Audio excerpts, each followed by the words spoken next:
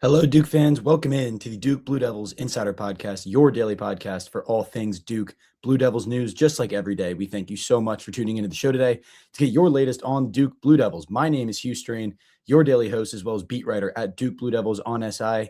Happy like every day to chat with you guys today on the Duke Blue Devils, the number one ranked Blue Devils heading into another weekend marquee matchup. Duke currently the number one overall team in the country, getting ready to take on number 11 Virginia, the second place team in the ACC standings.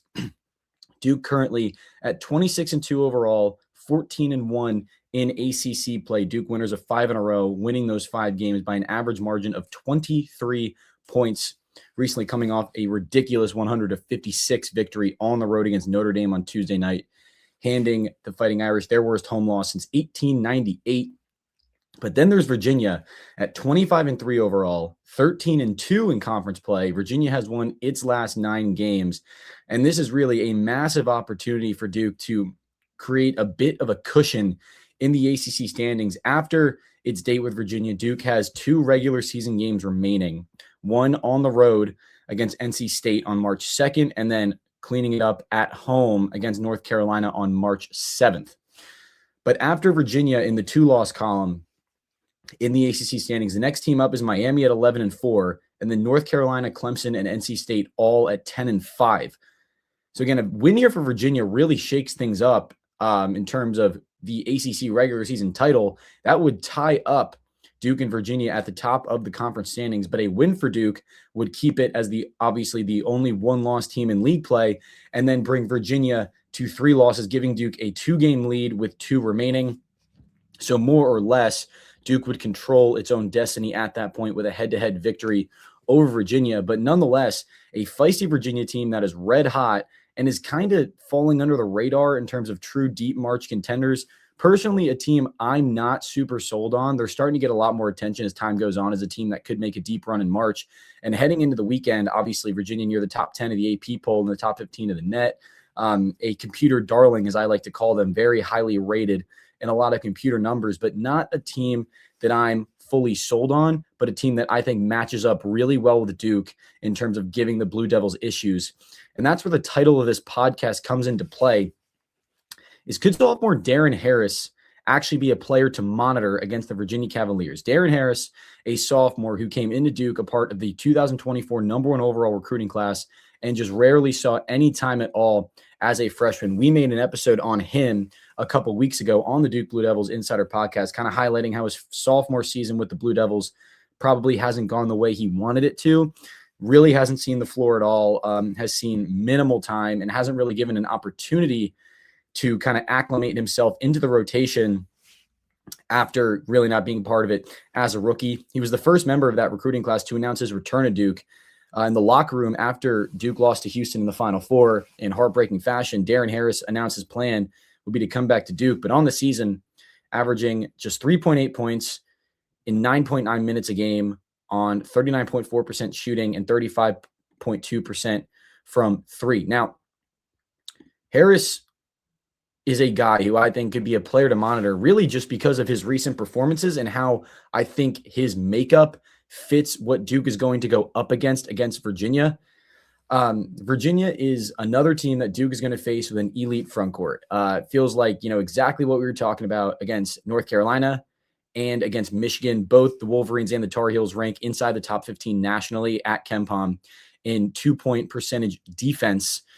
And Virginia is a lot of the same way, headlined by 6'9", 23-year-old freshman Tista Ritter and 7-foot center Ugana Onyenso. So Virginia, again, like we mentioned, a computer darling, the number 14 team at KenPom, number 24 in adjusted offensive efficiency, but number 15 in adjusted defensive efficiency. Their defensive numbers are elite, to be totally honest. Virginia at 19th at KenPom in 3-point percentage defense at 30%, 5th nationally in 2-point percentage defense at 44.8%, and 2nd nationally in block percentage at 16.6%. So again, it didn't really matter for Duke against Michigan, and Michigan had probably the best front court in the country. I think you could say that with the 3-headed monster of 6'9" Morez Johnson, 6'9" Yaxel Lendeborg, and 7'3" Adai Mara. We covered that at nauseum ahead of Duke's matchup with the Wolverines that Duke obviously ultimately won, controlled the paint. We talked about how the three-point shot was going to be really important. It ended up not really being important. Duke shot under 35% from three, only knocked down 6, and still won the game by 5 because it led with its defense, and that's how this Duke team is going to operate.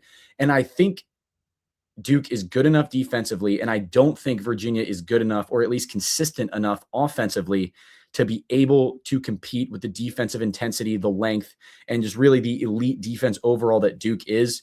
Duke held a Michigan team that was averaging 90 points per game just about heading into the matchup between the two schools to just 63 points. The second time Michigan has been held to under 60 point or under 70 points all season long.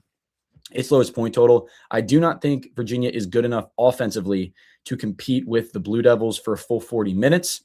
But here's where Darren Harris comes in, is because I think their front court can give Duke problems. Tista Ritter at 6'9" and about 240 pounds, 23-year-old freshman from Belgium. He's extremely physical down low. He uses his body and his feet very well, very physical defender. And I know we've talked about it at nauseum leading up to Duke's games against North Carolina and Michigan, that could this be the game where Cameron Boozer's finally held in check, and it hasn't happened. Boozer went for over 20 points. And a double-double against North Carolina. It went for 18 and 10 against Michigan. It just hasn't happened, and I get that. But this Virginia front court is a little different because Tista Ritter is so physical down low and is an extremely physical defender, and he's complemented by Ugonna Onyenso, the 7-foot Nigerian center, who is one of the best shot blockers in the entire country. Onyenso is averaging 2.6 blocks per game, and he has 73 block shots total on the season. That's tied for the lead in the ACC. I think it's a duo that could give Duke problems down low. And, some of the makeup of this Virginia team bodes well for a three-point shooting night for the Blue Devils, really paying dividends. So Virginia has 3 losses on the season so far. It lost to Butler in November on a neutral floor. It lost to Virginia Tech on the road in triple overtime on New Year's Eve. And then it fell at North Carolina at home, 85-80. Virginia hasn't lost since January 24th. Granted, it hasn't really been very battle-tested. Its best win is either Miami at home or Ohio State on a neutral floor over that span. But in those 3 losses for Virginia, its opponents went 25 of 65 from 3. That's a 38.4% clip. Again, Virginia is 19th in the country in three-point defense at 30%.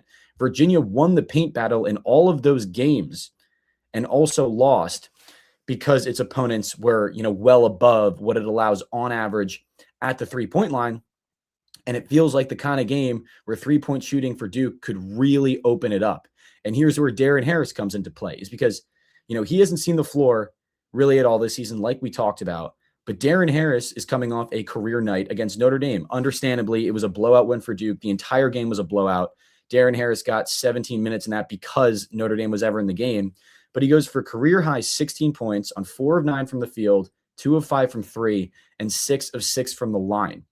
Here's where he could come into play, is a sense of John Shire maybe just riding the hot hand off his sophomore. Again, Darren Harris didn't even play against Michigan, so it's hard to expect that he's going to play heavy minutes. But just thinking about what he's coming off of and how three-point shooting could be a major factor in this game, outside of Isaiah Evans, Duke doesn't really have anybody that's strung together, say 3, 4, 5 games consistently of three-point shooting from its wings. Granted, Darren Harris hasn't either. Over his last 2 games, Dame Sarr is 3 of 7 from 3. Nick Hamenia is 4 of 9 from 3 over his last 3 games. But neither of those 2 freshmen, who have played significant minutes, probably the most significant minutes at the wing spot, have really established themselves as been able to have been hot from 3 over a couple game span. Again, not that Harris has, but could this be a potential position where John Shire rides the hot hand, utilizes the three-point shooting? Because when Darren Harris got his opportunity, he took it. He did all that production we mentioned in just 17 minutes of action. And I understand it wasn't the most elite competition, but he showed he was ready, and he was red hot after he didn't even play against Michigan last Saturday. So I think he's a player to monitor, and I think he's a guy that Duke could potentially utilize, and a guy that not a lot of people see coming heading into the game, but could be a potential day for Darren Harris. Who knows? Just more of kind of a riding the hot hand thing. Nick Hamenia and Dame Sarr both haven't really shown they've been able to shoot from 3 consistently over a several game stretch. And when he got the opportunity, Darren Harris showed he was ready. But I don't think this is, you never want to, you never want to jinx it or anything like that because this podcast is being recorded before tip-off, obviously. But Virginia is not a team I'm totally sold on. Over its 9-game win streak, again, its best win is either Miami at home or Ohio State on a neutral floor. It found itself in halftime deficits to Notre Dame and Boston College. It was also tied at half to Florida State, three of the bottom teams in the ACC. And like we mentioned, a computer darling. They're 13th in the net, 6-2 in quad one, 13-3 across the first two quadrants. Virginia is also 14th in the nation in wins above bubble at 6.07.